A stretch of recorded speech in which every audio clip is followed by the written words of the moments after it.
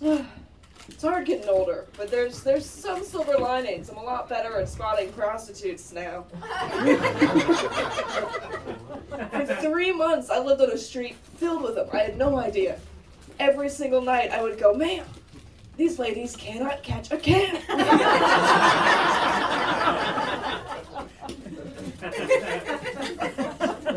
I'm from Tennessee originally. My mom and I argue about that. That's weird. She'll be like, "No, you're from South Carolina." I go, "No, I was born in South Carolina on accident because you took a last-minute trip to the beach." It's not the same. She'll go, "No, you're born in South Carolina. You're from South Carolina." I say, "No, listen, all right? If you're accidentally born in a Walmart, you're not from Walmart." Growing up in the South, though, every high school has at least one teacher who's just a little bit too into the Civil War. Like, our guy, he had the mustache, he did reenactments.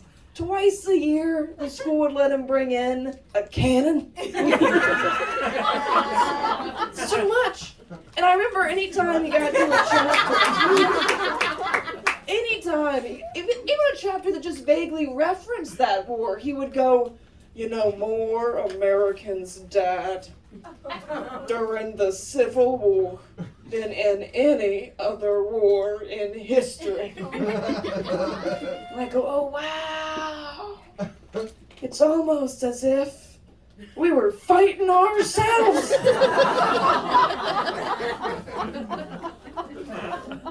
I had a good time in high school, though, but I did have a guy tell everyone that I'd friend-zoned him, and that wasn't even true, y'all. He wasn't in the friend zone. He was in a completely different zone, titled, "Oh God, it's that guy again."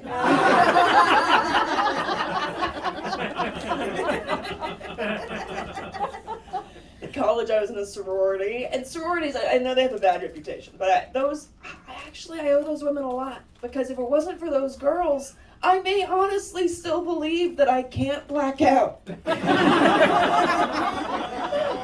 that would be a shame, because thanks to them, I discovered I actually kind of like the morning after you black out. Because when I was a kid, I loved mysteries.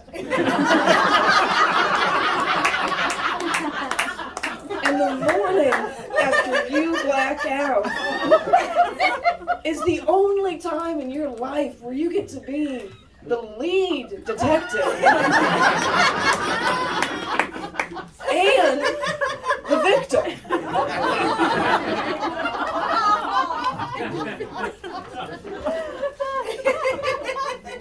I like being in LA, though. I do. Every time when someone comes to visit me, they're always like, "Take us where the celebrities are. We want to go where the celebrities go." All right. To the AA meeting it is.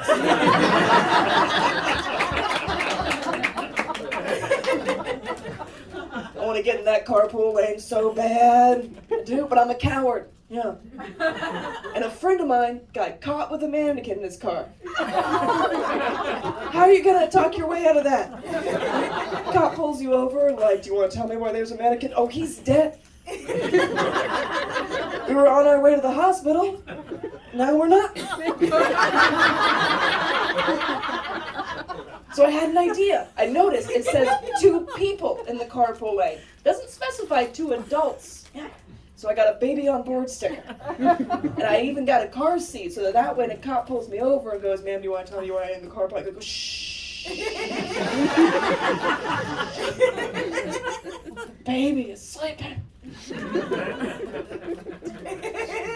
"Ma'am, I'm looking at that car seat, and there is no baby." Okay. Okay. Is it better or worse for me if I tell you I forgot?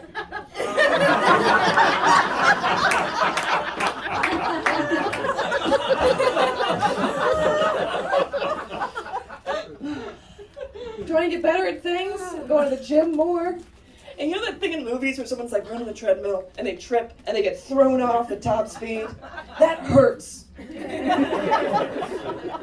I went skiing with my ex-boyfriend. I fell down there too, bopped my head. And here's 2 quick things y'all need to know about me. I'm deeply lazy. I don't really know what concussions feel like. So I just went home. An appropriate response, my mom also did not laugh. Talked to her on the phone that night and she said, but you can't go to bed if you have a concussion. I'm in bed. I do. Well, what if you go to bed and you don't wake up? So I guess you'll win this argument.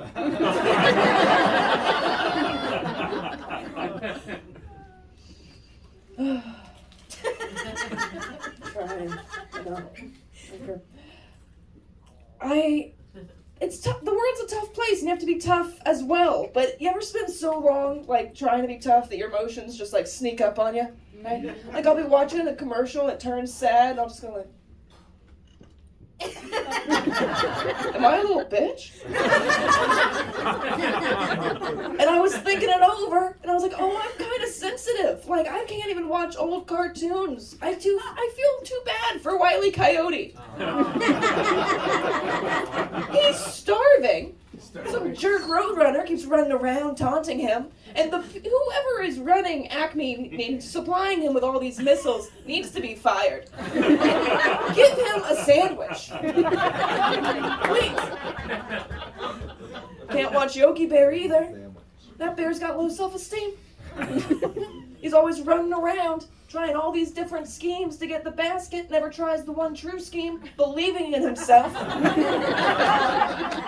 Just going up to anybody and saying, hey, give me the basket, I'm a bear.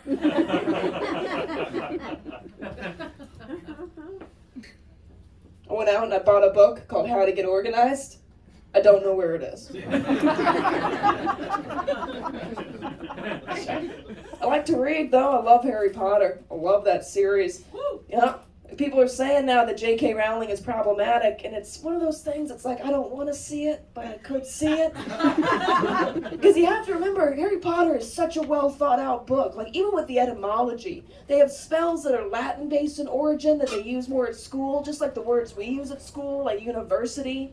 And then they have more home-based spells, like scourgify, or more Germanic-based, like the words home and dirt. And then she named the only Chinese character, Cho Chang. I was a kindergarten teacher for a little bit. I like those kids. You have to teach kids how to rhyme, though. And that sounds like it'd be fun, but no. It's stressful to be 5. In their defense, they've got a lot to learn, you know? They have to learn how to read. That'd be stressful for me right now, having to learn all those symbols. And there was one class, I was close to giving up hope when a little girl raised her hand. And she said, Miss Moore, I just realized your name rhymes with bore. I said, well, that's right, Anita. It's a little hurtful. But it is correct. And like a miracle, that made the whole class get it. So as a class, they went, oh, Miss Dorr, Miss Four, Miss Gore, Miss Ho. Do you know there's only one thing worse than having a group of 5-year-olds call you a mean name? And that's having to look them in the eyes and tell them that they're right. You guys been a lot of fun. I'm Kat Moore. Thank you so much.